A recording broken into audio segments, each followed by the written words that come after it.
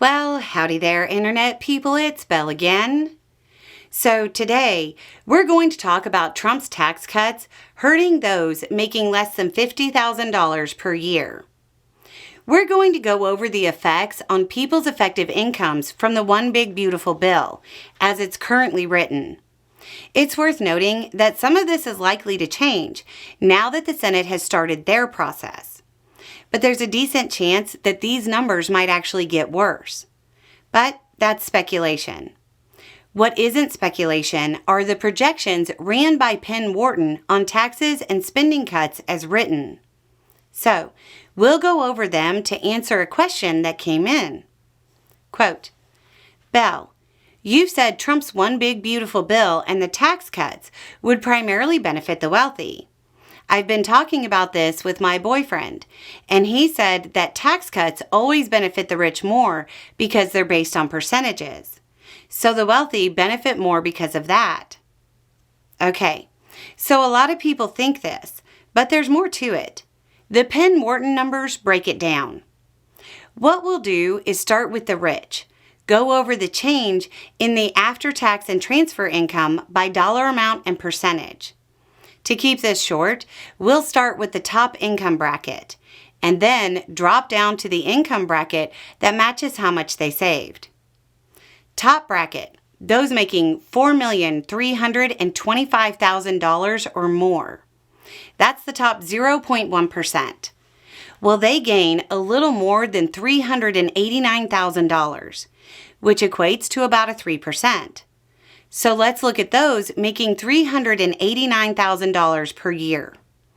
They gain $19,965. That's about a 3.5% gain. So they saved about $19,000.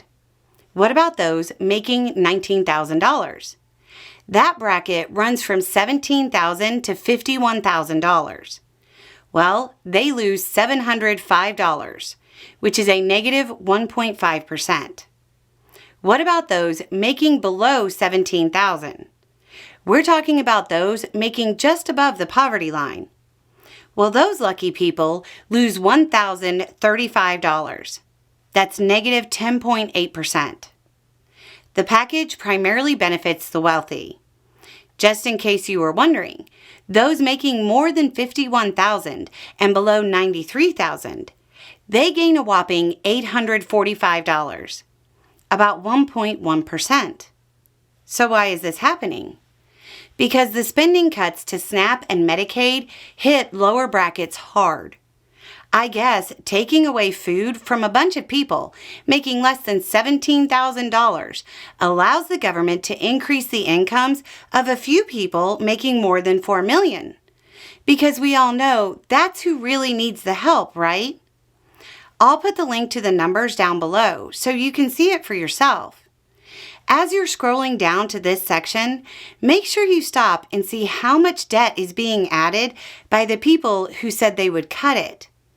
That's also to make sure the rich get tax cuts. Your kids will pay for that extra debt.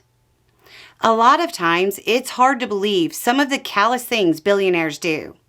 It just sounds so evil to take food out of the mouths of those in need to hand multimillionaires a tax cut. But that's the way they think. If they didn't think that way, they wouldn't be billionaires. Anyway, it's just a thought. Y'all have a good day.